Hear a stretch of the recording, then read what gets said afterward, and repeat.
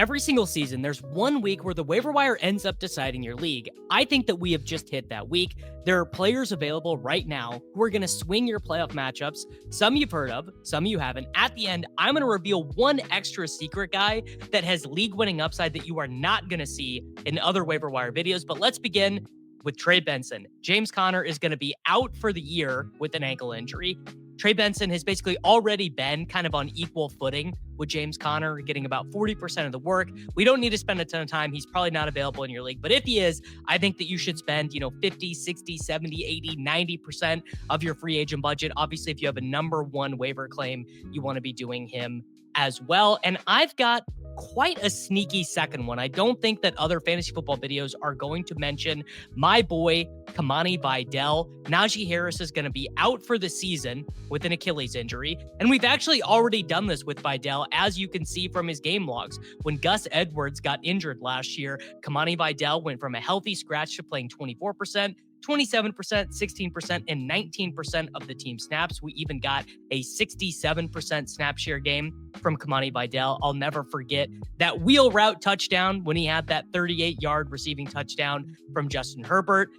With this role, he's the running back 2 on the Chargers. Hassan Haskins is a special teamer only. I do not think that we're going to see Hassan Haskins play any extra time on the Los Angeles Chargers offense. And so Kimani Vidal is the running back 2 that you can add for basically free. I bet you in your league, you're able to get Kimani Vidal for like 1% of your free agent budget. I would go up to like 3 to 5% on him though. Other than Trey Benson, the most important player on waivers this week is Luther Burden, who just had his first 100-yard game in the NFL. Now, granted, he was not a full-time player in that game, but I'm not particularly worried. He played 28% of the offensive snaps, but his role is clearly growing. Colston Loveland injured his hip.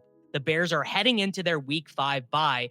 One thing I would caution you on, one thing I would advise you to do would be see who owns Luther Burden in your league. Maybe you're in a more competitive league, a 12-teamer with deeper rosters. There's a good chance that Luther Burden, if he doesn't super pop in week 4 against the Raiders, he might get dropped during the Bears week 5 bye. One thing that we know right now in fantasy football, we can always bet on the post-bye week bump for rookie players.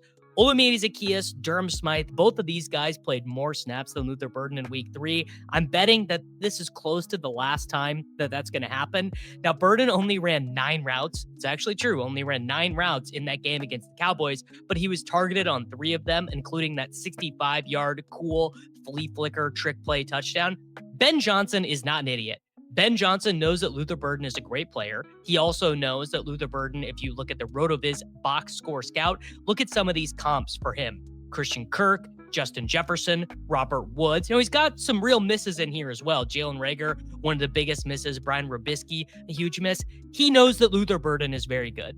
He knows that if he wants to make the playoffs, he knows that if he wants to get to 10 wins this year, that they are absolutely going to need Luther Burden to contribute. So outside of Trey Benson, Luther Burden is my top waiver wire added any position this week. All right, we have to talk about Tre Tucker, who just had one of the most impressive fantasy games you were ever going to see. What you're seeing on your screen right now is a search for the last 10 years in fantasy football, games with 3 or more receiving touchdowns, games with 130 or more receiving yards, with receptions over 5. If you look at PPR points, it is the 20th best wide receiver PPR game of the last decade. 3 deep touchdowns. He looked amazing on all of them. Geno Smith is one of the better deep throwers in the NFL. There's been a lot of disrespect about Geno Smith recently that I can't quite co-sign. And you might be saying, dude, I need to do whatever I can to get Tre Tucker on my fantasy team. And I'd like to caution you about that just a little bit. To begin with, this is Tre Tucker's first 100-yard game in his career. It happened in week 3 of the 3rd year of his career. They also have Kavontae Thornton. They also spent a 2nd-round pick on Jack Bech. And I think more importantly, Brock Bowers is clearly playing through a knee injury right now. Based on my understanding, and I'm not a doctor, but based on my understanding, this knee injury that Brock Bowers has can't actually get worse. He's not at risk of re-injuring himself, but over the course of time, it's expected to basically heal up as they have time in between games. So I think sort of at best, Tre Tucker is going to be third in the hierarchy for the Las Vegas Raiders, behind Bowers, behind Jacoby Myers, and honestly, fourth if you include the touches that they are going to be giving to Ashton Jeanty. What I'm concerned about in spending a lot of free agent dollars on Tre Tucker is that I think Jack Besh is going to see more snaps come his way. And I also anticipate them wanting to give Dante Thornton from the University of Tennessee a greater share of that offense as well. I'm not saying that Tre Tucker, that you shouldn't pick him up. I'm not saying that he should be there in waivers, but I think in a lot of leagues, Tre Tucker is probably going to go for 20, 30% of your free agent money. I'm not really on board spending that much. I'm going to put some claims in on Tre Tucker. You know, there is always a chance that this is a Juwan Jennings year 3, year 4 breakout. Remember, Juwan Jennings had that 45-point game early in the season for the 49ers last year as well. But me personally, he's not the wide receiver I want this week. A wide receiver I am more interested in is Tyquan Thornton for the Kansas City Chiefs, who has inherited the role that Xavier Worthy left behind. I also am not anticipating Xavier Worthy being active in week 4 against the Baltimore Ravens. And even if Xavier Worthy does return, we have no assurances that he is going to be in anything approximating a full-time role. This is a smaller guy who is playing through a dislocated shoulder. He has something called a Sawa brace that is supposed to allow him to play. Color me skeptical at absolute best. Meanwhile, Tyquan Thornton has actually been pretty awesome. Right now, he is the wide receiver 27 in PPR. He leads the entire National Football League in average depth of target. He has an 18% targets per route run. He is seeing 19% of the Kansas City Chiefs targets. And if you take away week 1, it's even higher than that. He also is getting some looks closer to the goal line, but I do just find this fascinating that he literally leads the entire NFL with players who have run over 20 routes in average depth of target, higher than Malik Neighbors, higher than Jamison Williams, higher than Ricky Pearsall, higher than Kayshon Boutte. That's a really valuable role. A lot of the times it is going to breed some volatility, but basically the Kansas City Chiefs have nothing in their passing offense other than Tyquan Thornton. And I suppose it is also worth remembering, you know, Tyquan Thornton was a high draft pick, 50th overall for the New England Patriots. He did have, you know, a game that actually helped Patrick Carrain, my friend, win $2 million playing fantasy football. Weirdly enough, that 71 yards that he has with Kansas City, of his 4 best games in his career by yardage, 3 of them have already happened with the Kansas City Chiefs. I was against or kind of out on Tyquan Thornton last week, but I've now seen enough repeated usage and enough of a diversified route tree from Tyquan Thornton that I would also rather add him than Tre Tucker. And maybe you think that's stupid. Comment down below who you would rather have, Tre Tucker or Tyquan Thornton. All right, I've got a little bit of an interesting one for you guys here with Kavontae Turpin and Jalen Tolbert at the wide receiver position. CeeDee Lamb suffered a high ankle sprain in week 3 against the Chicago Bears. The team is still trying to determine the severity. I've heard everything from 4 to 6 weeks to CeeDee Lamb saying, quote, I can absolutely play in week 4. He's definitely not playing in week 4. What we're sweating right now is, will CeeDee Lamb be on the IR? Tolbert is going to take up his starter snaps on the outside. That much we know. We also know that Jalen Tolbert kind of has a long history in the NFL of just being a snap eater. He's an outside wide receiver who is not going to earn a ton of targets.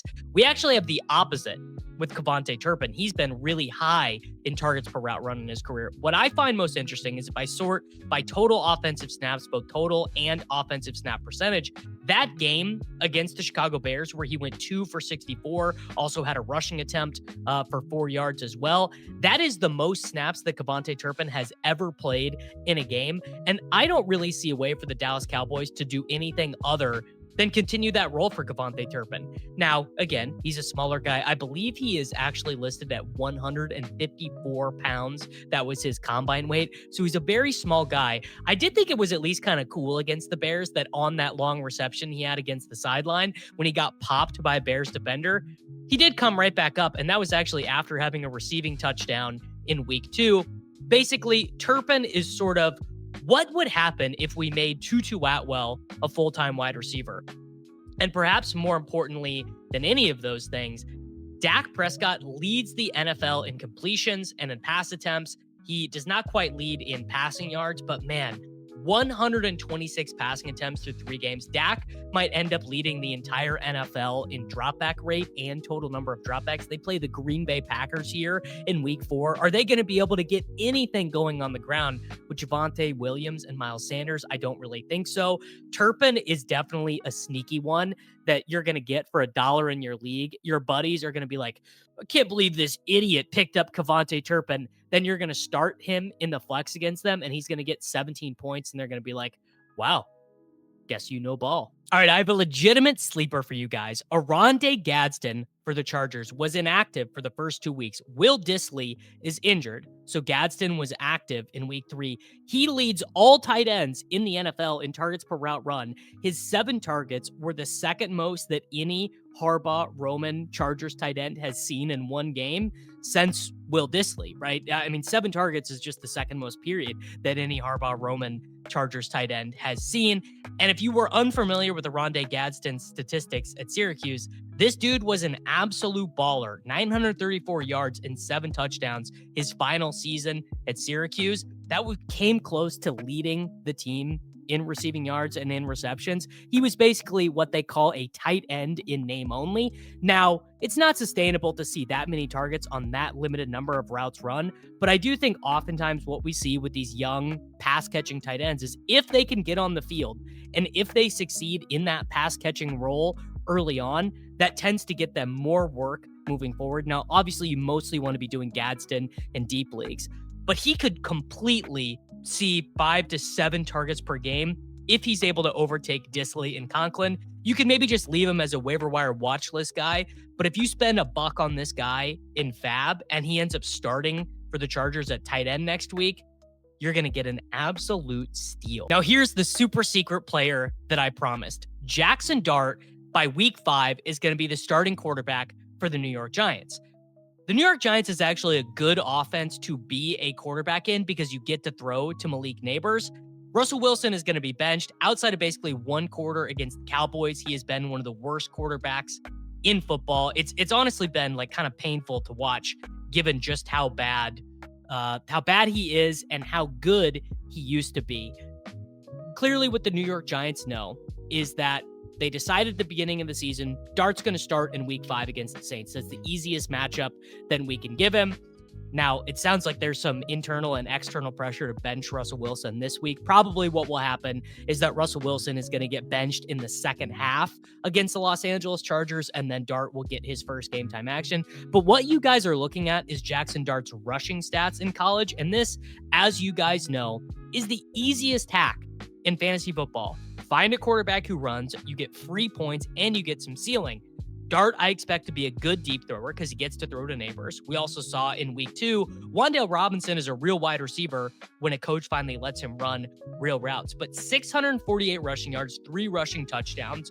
Dart also took off and scrambled 45 times for 384 yards. We've seen this with guys like Pat Mahomes and Justin Herbert this year. But those scramble yards are awesome for fantasy football. What I'm doing in a lot of leagues is I'm going to spend either $0 in leagues that allow it or $1 on Jaxson Dart. You know, I have a lot of leagues where I have like Brock Purdy or Justin Fields, or maybe, you know, I'm starting Geno Smith or Sam Darnold. And I think there's a chance, a high chance, that Jaxson Dart is our answer for this year's, you know, who's Bo Nix, who's Jane Daniels, who's the rookie quarterback who just changes the context of fantasy football.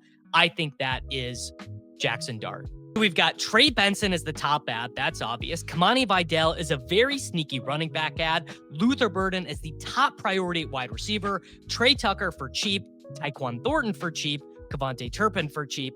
Oronde Gadsden if you want to prove that you're sharp. And Jaxson Dart as our secret ad this week. Make sure that you like the video. If you found this helpful or useful, subscribe to the channel for daily fantasy football videos. And I will see you guys all back tomorrow.